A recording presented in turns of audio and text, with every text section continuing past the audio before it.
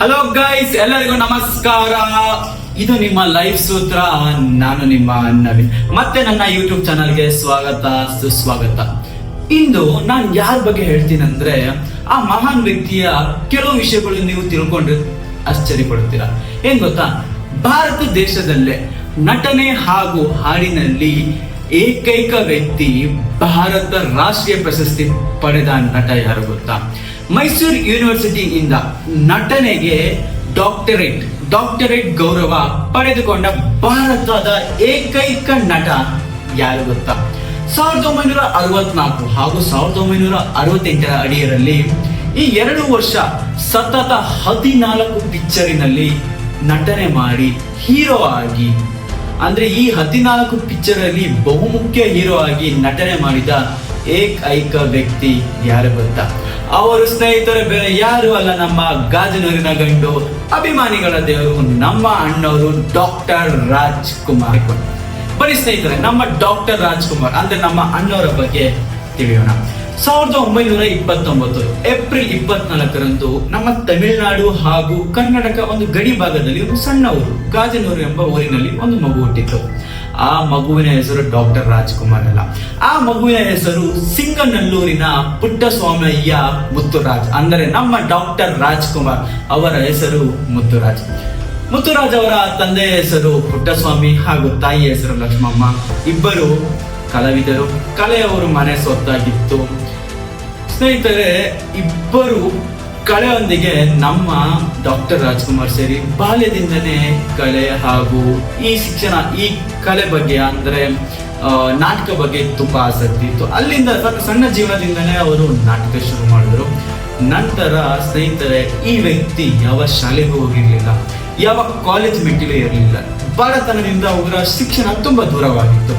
ಆದರೆ ಈ ಮನುಷ್ಯ ಯಾವತ್ತೂ ಅನ್ಕೊಂಡಿದ್ರಂತೆ, ಬಡತನ ನನ್ನ ಶಿಕ್ಷಣ ದೂರ ಮಾಡಬಹುದು, ಆದರೆ ನನ್ನ ಕಲೆ ಅಲ್ಲ ಅಂತ. ಈ ಮನುಷ್ಯನ ಸ್ವತ್ತು ಶಕ್ತಿಯಾಗಿದ್ದು ತನ್ನ ಕಲೆ.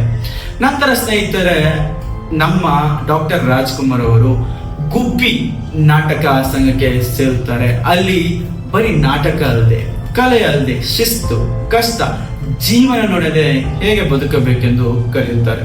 ನಂತರ ಸ್ನೇಹಿತರೆ, ಅವರು ನಟನೆ ಮಾಡಲು ಶುರು ಮಾಡುತ್ತಾರೆ. ಚಿತ್ರರಂಗದಲ್ಲಿ ಅವಕ್ಕೆ ಅವಕಾಶ ಸಿಗುತ್ತದೆ. ನಂತರ ಏನಾಗುತ್ತೆ ಸ್ನೇಹಿತರೆ, ನಿಮ್ಗೆ ಹೇಳಿದ ಹಾಗೆ ನಮ್ಮ ಅಣ್ಣವರು ಅಂದ್ರೆ ಮುತ್ತುರಾಜ್ ಅವರು ಗುಬ್ಬಿ ನಾಟಕ ಕಂಪನಿಯಿಂದ ನಟನೆ ಶುರು ಮಾಡಿ ಚಿತ್ರರಂಗಕ್ಕೆ ಪ್ರವೇಶಿಸುತ್ತಾರೆ.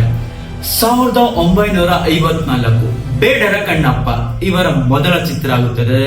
ಅವರ ಮೊದಲ ಚಿತ್ರದಲ್ಲಿ ಇತಿಹಾಸ ಬರೆದು ಸ್ನೇಹಿತರೆ, ನಿರ್ದೇಶಕರು ಅವರ ಹೆಸರು ಮುತ್ತುರಾಜ್ ಎಂಬ ಹೆಸರನ್ನ ರಾಜ್ಕುಮಾರ್ ಎಂದು ಬದಲಾಯಿಸುತ್ತಾರೆ.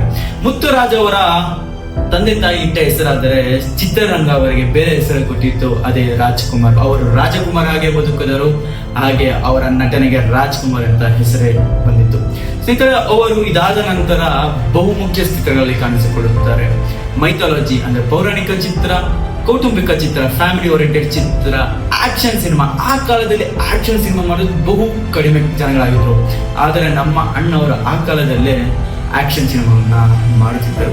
ಸ್ನೇಹಿತರೆ, ಇದಾದ ನಂತರ ನಮ್ಮ ಈ ಬೇಡರ ಕಣ್ಣಪ್ಪ ಎಂಬ ಚಿತ್ರ ಅವರಿಗೆ ರಾಷ್ಟ್ರ ಪ್ರಶಸ್ತಿ ತಂದುಕೊಡ್ತದೆ. ನಂತರ ಈ ಸಿನಿಮಾ 365 ಹೆಚ್ಚು ದಿನಗಳು ನಮ್ಮ ದೇಶದಲ್ಲಿ ಓಡುತ್ತದೆ. ಆ ಮನುಷ್ಯ ಯಾವೇ ಪಾತ್ರ ಕೊಟ್ಟು ಅಭಿನಯಿಸುತ್ತಿದ್ದರು. ಅವಾಗ ಒಂದು ಮಾತಿತ್ತು ಸ್ನೇಹಿತರೆ, ಅವರಿಗೆ ಸಾವಿರಾರು ಜನ, ಲಕ್ಷಾಂತರ ಜನ ಅವರ ಚಿತ್ರದಿಂದ ಅವರಿಗೆ ಅಭಿಮಾನಿಗಳಾಗ್ತಾರೆ, ಅಂದ್ರೆ ಫ್ಯಾನ್ಸ್ ಆಗ್ತಾರೆ ನಾವುಗಳ ಭಾಷೆಯಲ್ಲಿ. ಆದರೆ ನಂತರ ಸ್ನೇಹಿತರೆ, ಅವರು ಯಾವುದೇ ಪಾತ್ರ ಕೊಟ್ಟು ಅಭಿನಯಿಸ್ತಿರ್ಲಿಲ್ಲ ಅಂತೆ, ಆ ಪಾತ್ರಕ್ಕೆ ಜೀವ ತುಂಬುತ್ತಿದ್ದಾರೆ. ಅವರು ನಮ್ಮ ಡಾಕ್ಟರ್ ರಾಜ್ಕುಮಾರ್. ನಂತರ ಸ್ನೇಹಿತರೆ, ಡಾಕ್ಟರ್ ರಾಜ್ಕುಮಾರ್ ಅವರು ಬಹು ಶಿಸ್ತಿನ ಮನುಷ್ಯ ಆಗಿದ್ರು.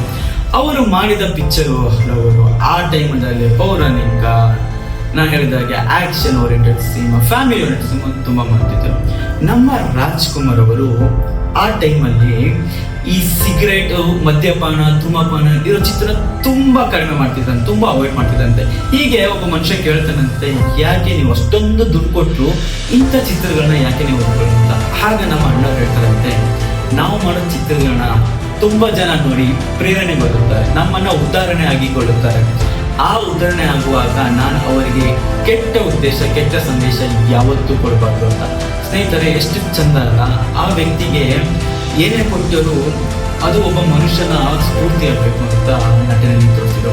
ಇದಾದ ನಂತರ ಸ್ನೇಹಿತರೆ, ನಮ್ಮ ಡಾಕ್ಟರ್ ರಾಜ್ಕುಮಾರ್ ಅವರು ಅಂದ್ರೆ ನಮ್ಮ ಮುತ್ತುರಾಜ್ ಅವರು ಬಂಗಾರದ ಮನುಷ್ಯ ಅಂತ ಬಹುಮುಖ್ಯ ಪಿಕ್ಚರ್ ಮಾಡ್ತಾರೆ. ಬಹುಮುಖ್ಯ ಚಿತ್ರ ಆಗುತ್ತೆ ಅವ್ರ ಜೀವನದಲ್ಲಿ. ಯಾಕಂದ್ರೆ ಈ ಚಿತ್ರ ಒಬ್ಬ ಮನುಷ್ಯ ನಗರದಿಂದ ರೈತರ ಜೀವನಕ್ಕೆ ಹೇಗೆ ಕಾಲುಗೊಳ್ಳುತ್ತಾನೆ ಎಂದು ನಾನು ಈ ಚಿತ್ರ ನೋಡಿದಂತ ನಿಮ್ಗೆ ಯಾರಾದ್ರೂ ದಯವಿಟ್ಟು ಈ ಚಿತ್ರ ನೋಡಿ. ಆ ಕಾಲದಲ್ಲಿ ಈ ಚಿತ್ರ ನೋಡಿ ತುಂಬಾ ಜನ ನಗರದಿಂದ ನಮಗೆ ಕೃಷಿಯಲ್ಲಿ ಅನ್ನ ಹಾಕೋ ಕೃಷಿ ಭೂಮಿಯಲ್ಲಿ ನಮಗೆ ಜೀವನ ಇದೆ ಅಂತ ಆ ಪಿಕ್ಚರ್ ಇಂದ ಎಷ್ಟೋ ಮಾದರಿಗೊಂಡು ಜನ ಫಾರ್ಮರ್ಸ್ ಅಂದ್ರೆ ರೈತರಾಗಿದ್ದಾರೆ.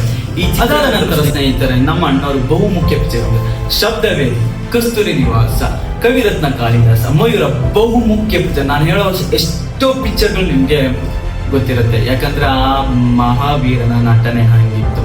ನಾವೆಲ್ಲ ನೋಡಿದ ಹಾಗೆ ಭಕ್ತಪ್ರಾದ ಪಿಕ್ಚರ್ ಅಲ್ಲಿ ನಮ್ಮ ರಾಜ್ಕುಮಾರ್ ಅವರು ಮಾಡಿದ ಆ ನಟನೆ ನಾನು ಈಗ ಹೇಳ್ತಿದ್ದಾನೆ, ಇಡೀ ದೇಶದಲ್ಲಿ ಯಾರು ಆ ನಟನೆ ಮಾಡಕ್ಕಾಗಲ್ಲ. ಅದು ನಮ್ಮ ಅಣ್ಣವರ ಶಕ್ತಿಯಾಗಿತ್ತು. ಇದಾದ ನಂತರ ಸ್ನೇಹಿತರೆ, ಆ ಟೈಮಲ್ಲಿ ಒಂದು ಮಾತಿತ್ತಂತೆ, ನಮ್ಮ ಡಾಕ್ಟರ್ ರಾಜ್ಕುಮಾರ್ ಅವರು ಸೆಟ್ಟಿಗೆ ಅಂದ್ರೆ ಚಿತ್ರೀಕರಣಕ್ಕೆ ಬರುವಾಗ 1 ನಿಮಿಷದ ತಡ ಆಗಿ ಬರ್ತಿರ್ಲಿಲ್ಲ ಅಂತ ಸ್ನೇಹಿತರೆ. ಆಗ ಹೀಗೆ ಒಂದು ತಮಾಷೆನ ಮಾತಿತ್ತಂತೆ, ಏನಾದ್ರು ಗಡಿಯಾರ ನಿಂತರೆ ಚಿತ್ರರಂಗದಲ್ಲಿ ಅಂದ್ರೆ ಆ ಸಿನಿಮಾ ಮಾಡೋ ಟೈಮಲ್ಲಿ ಗಡಿಯಾರ ನಿಂತರೆ ಅಣ್ಣವ್ರು ಬಂದ ಟೈಮಿಗೆ ಗಡಿಯಾರ ಟೈಮ್ ಸರಿ ಮಾಡೋಣ ಅಂದ್ರೆ ಅಷ್ಟು 9 ಗಂಟೆಗೆ ಅಣ್ಣವ್ರು 9 ಗಂಟೆ ಬರ್ತಿದ್ರಂತೆ ಸೆಟ್ಟಿಗೆ. ಆ ಶಿಸ್ತು, ಆ ಕಷ್ಟ, ಆ ಜೀವನ ನೋವಿನಿಂದನೇ ನಮ್ಮ ಮುತ್ತುರಾಜ್ ಅವರು ಇಡೀ ಭಾರತ ತಿರುಗಿ ನೋಡುವಂತ ಡಾಕ್ಟರ್ ರಾಜ್ಕುಮಾರ್ ಆಗಿ ಆಗುತ್ತಾರೆ. ನಂತರ ಬನ್ನಿ ಸ್ನೇಹಿತರೆ, ನಂತರ ಏನಾಯ್ತು ಅವ್ರ ಜೀವನದಲ್ಲಿ ನೋಡೋಣ. ಸ್ನೇಹಿತರೆ, ನಂತರ ಅವರು ಮಾಡಿದ ಕಾರ್ಯಕ್ಕೆ ಸಾಧನೆಗಳು ನೋಡೋಣ ಬನ್ನಿ. ಈ ವ್ಯಕ್ತಿ ಮಾಡಿದ ಕೆಲಸ ನಾನು ಹೇಳಿದಂಗೆ ಸ್ನೇಹಿತರೆ, ನಮ್ಮ ಬಂಗಾರದ ಮನುಷ್ಯ ಇದೆಯಲ್ಲ, ಇವತ್ತಿಗೂ ಹೆಚ್ಚು ದಿನ ಚಿತ್ರರಂಗದಲ್ಲಿ ಓಡಿದ ಚಿತ್ರ ಅದಾಗುತ್ತದೆ ನಮ್ಮ ಬಂಗಾರದ ಮನುಷ್ಯ ಪಿಕ್ಚರ್.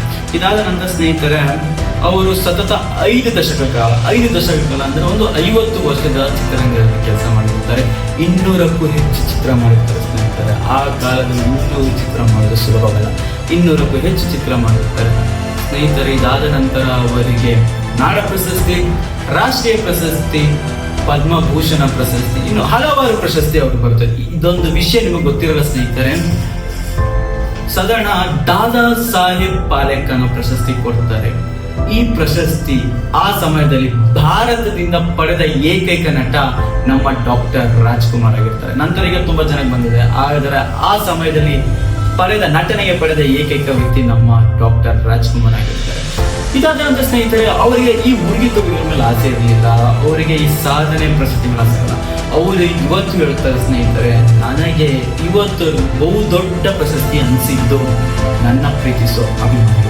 ಅದಕ್ಕೆ ಅವರನ್ನು ಪ್ರೀತಿಸೋ ಅಭಿಮಾನಿಗಳು ದೇವರೆಂದು ಕರೆಯುತ್ತಾರೆ. ಒಬ್ಬ ಅನ್ನ ಹಾಕೋ ಅಂದ್ರೆ ನಮ್ಮನ್ನು ಇಷ್ಟಪಟ್ಟು ಅವರಿಂದ ನಾನು ಅನ್ನ ತಿಂತೀನಿ ಎಂಬ ಮಾತು ಅವ್ರ ಬಾಯಿಂದ ಬಂದು ಆ ಅಭಿಮಾನಿಗಳು ದೇವರೆಂದು ಕರೆಯುತ್ತಾರೆ.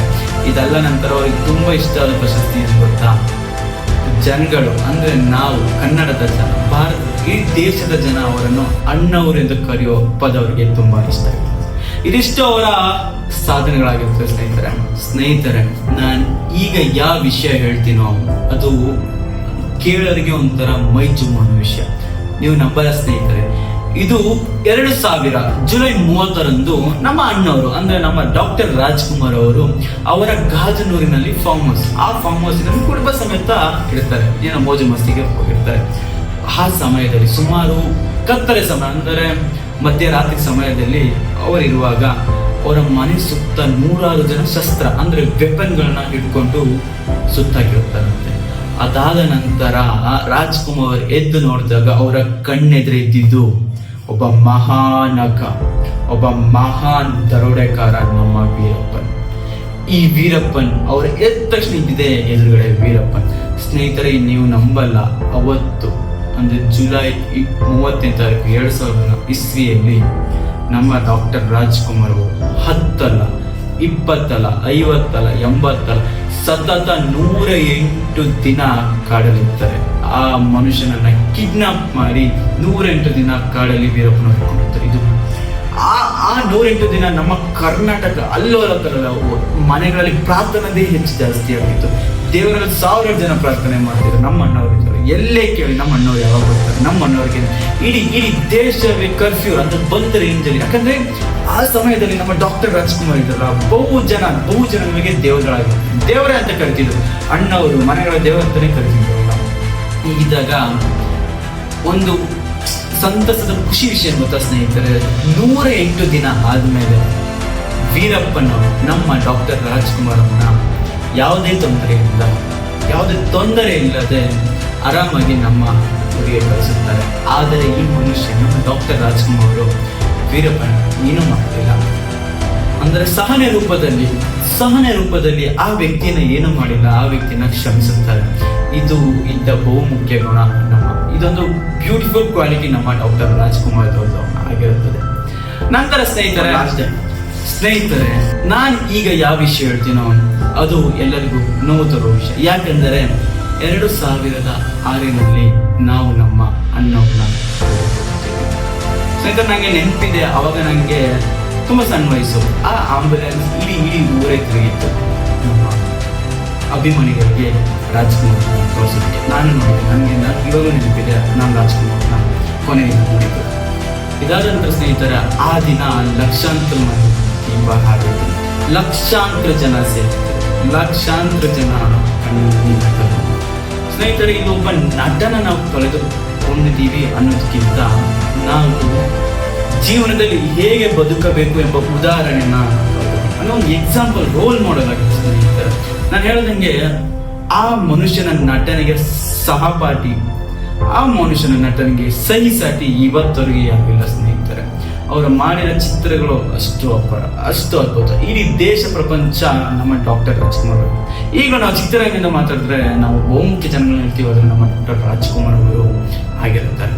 ಸ್ನೇಹಿತರೆ, ತಾನು ತಿರಿಯೋದ ನಂತರ ಅವರು ಸುಮ್ಮನೆ ತನ್ನ ನೇತ್ರಗಳನ್ನು ಹೃದಯಗತದಿಂದ ಅವರು ತನ್ನ ನೇತ್ರದಾನ ಮಾಡುತ್ತಾರೆ. ನಮ್ಮ ನಾರಾಯಣ ನೇತ್ರದಲ್ಲಿ ಅವರು ನೇತ್ರದಾನ ಮಾಡಿ ಇನ್ನೊಂದು ಜೀವಕ್ಕೆ ಬೆಳಕಾಗುತ್ತಾರೆ. ಸ್ನೇಹಿತರೆ, ನಾವು ಒಬ್ಬ ಸಾಧಾರಣ ಮನುಷ್ಯನ ಕಳೆದುಕೊಂಡಿಲ್ಲ. ಆ ಮನುಷ್ಯ ಹೋಗುವಾಗ್ಲೂ ಒಂದು ಮಾತಾಡ್ತಾರಂತೆ, ಎಲ್ಲರೂ ಕೇಳಿರ್ತೀವಿ, ಹುಟ್ಟಿದರೆ ಕನ್ನಡ ನಾಡಲ್ಲಿ ಹುಟ್ಟಬೇಕು, ಮುಂದಿನ ನನ್ನ ಜನ್ಮ ಬರೆದಿಟ್ಟ ನಂದೇ ಬ್ರಹ್ಮ, ಇಲ್ಲಿಗೆ ಎಂದಿಗೂ ನಾನು ಇಲ್ಲಿಗೆ ಅಂತ. ಸೊ ಇಷ್ಟು ಸ್ನೇಹಿತರೆ ನಮ್ಮ ಡಾಕ್ಟರ್ ರಾಜ್ಕುಮಾರ್ ಅಂದ್ರೆ ನಮ್ಮ ಅಣ್ಣವರ ಬಗ್ಗೆ ಆಗಿರುತ್ತದೆ. ನಾನು ಇವ್ರ ಜೀವನ ಬಗ್ಗೆ ತುಂಬಾ ಕಲ್ತಿದ್ದೀನಿ. ಇವ್ರ ಜೀವನದಿಂದ ತುಂಬಾ ವಿಷಯಗಳನ್ನ ನನ್ನ ಜೀವನಕ್ಕೆ ಅಳವಡಿಸ್ಕೊಂಡಿದ್ದೀನಿ. ನೀವು ಹೀಗೆ ಹೆಚ್ಚಿನ ಮಾಹಿತಿಗಾಗಿ ದಯವಿಟ್ಟು ಲೈವ್ ಸುತ್ತ ಚಾನಲ್ನ ಫಾಲೋ ಮಾಡಿ. ಮತ್ತೆ ಸಿಗೋಣ.